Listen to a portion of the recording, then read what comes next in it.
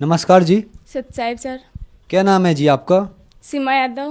बहन जी आप कहाँ से आई हैं? नारनौल जिला महेंद्रगढ़ हरियाणा से। बहन जी संत रामपाल जी महाराज से नाम दीक्षा आपने कब ली? 11 नवंबर 2008 को। बहन जी संत रामपाल जी महाराज से नाम दीक्षा लेने से पहले क्या आप कोई भक्ति साधना भी करती थी?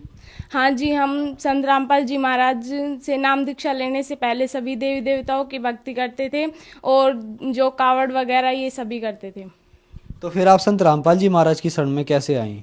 संत रामपाल जी महाराज की शरण में हम बुआ जी मतलब कि पहले से नाम ले रखा था, तो मेरे दादाजी को उन्होंने बोला कि आज हम सत्संग में जा रहे हैं तो आप हमारे घर पे मतलब बच्चों के पास रुक जाओ।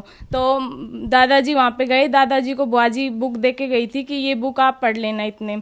तो दादाजी ने वो बुक पढ़ी और ज्ञान समझ में आ गया और दादाजी ने नाम दीक्षा ली संत रामपाल जी महाराज जी से। उसके बाद मेरी मम्मी और पापा जी ने ले लिया, उसके बाद हम लोगों को दिलवाया। संत रामपाल जी महाराज से नाम दीक्षा लेने के बाद क्या आपको कोई लाभ भी प्राप्त हुए? हाँ जी, संत रामपाल जी महाराज जी से नाम लेने के बाद हमें बहुत सारे लाभ हुए। जैसे सबसे बड़ा लाभ तो हमें मोक्ष की प्राप्ति हुई। उसके बाद मेरे पापा जी बहुत ज़्यादा शराब पीते थे, घर की आर्थिक स्थिति बहुत ही ख़राब थी।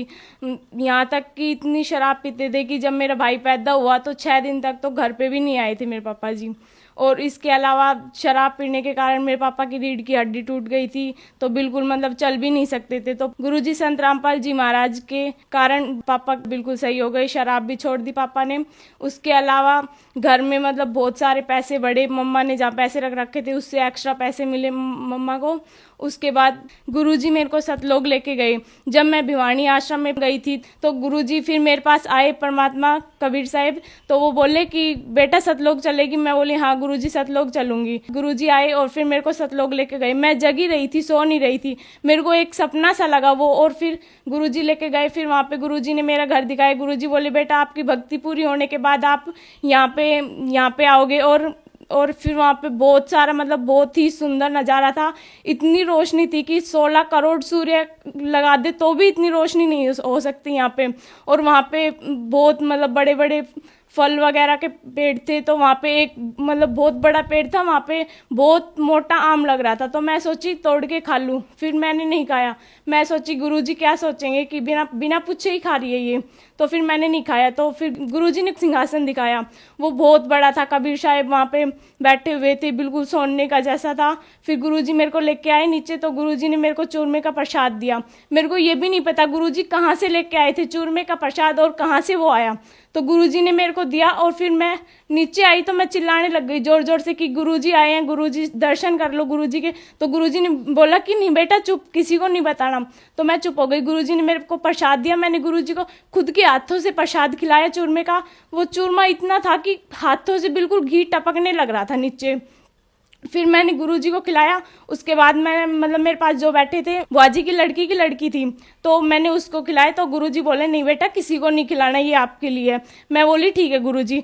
तो फिर मैं दोबारा चिल्लाने लगी कि गुरुजी आए हैं, दर्शन कर लो, गुरुजी आए हैं। तो गुरुजी इतनी देर में अंतर्ध्यान हो गए और फिर मैं रोने लग गई जोर जोर से। मैंने चूरमे का प्रसाद खाया। फिर मैंने जो मेरी भाजी की लड़की मेरे पास लेटी हुई थी मैंने उसको भी खिलाया। उसके अलावा मेरे पापा जी का बहुत बड़ा एक्सीडेंट हुआ था। आगे ट्रोला था बहुत बड़ा और पापा पीछे ट्रैक्टर पे थे, तो वो उसके अंदर जाके बिल्कुल ठुक गया और पापा के बिल्कुल खरोच भी नहीं आई संत रामपाल जी महाराज की दया से।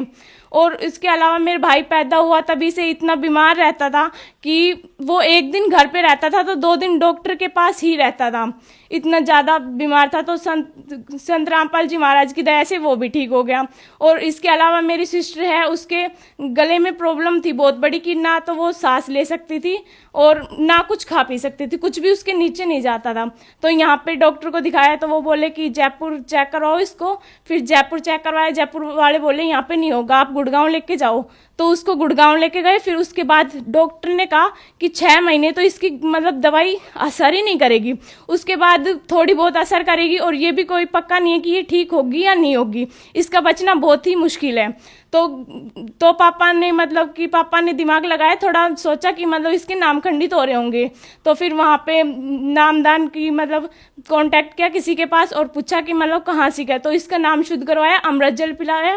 तो अमृत जल इसने बहुत आसानी से पी लिया, दिया जहाँ की एक बूंद नहीं जा रही थी इसकी गले के नीचे, और वो उसने पानी आराम से पिया। उसके बाद इसने नारियल का पानी पिलाया, वो भी इसने आराम से पी लिया। संत रामपाल जी महाराज की दया से वो भी ठीक हो गया। मैं बहुत तेज बीमार हो गई थी और मतलब मेरे को ये नहीं पता चलता था कि मेरे क्या होता है क्या नहीं होता। मैं मतलब स्कूल में पढ़ रही हूँ, बेंच पे बैठी हूँ तो मैं बेहोश होकर गिर जाती थी वहाँ पे, और घर पे पैड़े में हूँ तो पैड़े में गिर जाती थी। जहाँ भी हूँ मेरे को कुछ नहीं पता चलता था मेरे साथ क्या होता है क्या नहीं होता। मैं बहुत ज़्यादा बीमार हो गई थी। तो पहले नारनौल के डॉक्टर ने दिखाया तो उन्होंने कहा कि भाई तू सोचती ज़्यादा है तो इसका कोई इलाज नहीं है। तो उन्होंने मेरे को दिन में 6 तो इंजेक्शन देते थे वो, और दवा बहुत।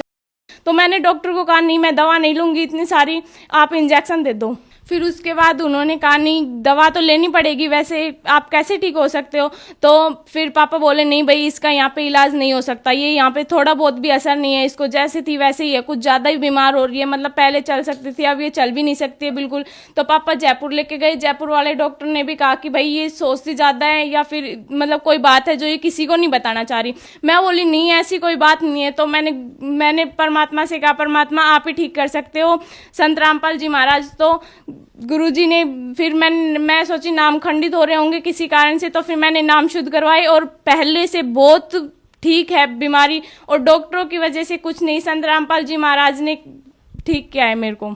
इसके अलावा बहुत सारे लाभ मिले हमें। मेरी जो सिस्टर थी उसकी अभी रमैनी हुई है परमात्मा की दया से, बिना दहेज उसकी रमैनी हुई है। रमैनी शादी को बोलते हैं, जो शादी होती है वैसे हमारे रमैनी गुरुजी की रमैनी करते हैं। तो वहाँ पे ना तो दहेज लिया जाता ना ही बैंड बाजा, कुछ भी नहीं होता, बिल्कुल सिंपल शादी होती है। संत रामपाल जी महाराज से नाम दीक्षा लेने के बाद आपको बहुत सारे लाभ प्राप्त हुए, तो जो दर्शक आज आपको देख रहे हैं आप उन्हें क्या संदेश देना चाहेंगी?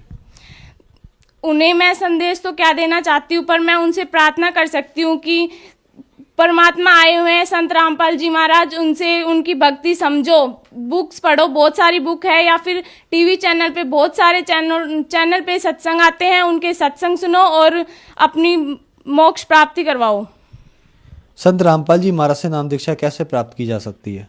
संत रामपाल जी महाराज से नाम दीक्षा प्राप्त करने का बहुत ही सरल आइडिया है। आप टीवी चैनल पे सत्संग आता है उस पे देख सकते हो, या बुक्स के पीछे भी नंबर रहते हैं, हर बुक्स के पीछे नंबर मिलेंगे, उस पे आप कांटेक्ट करके आपके जो भी जितना पास नामदान पड़ता है वहीं से आप नाम दीक्षा प्राप्त कर सकते हैं।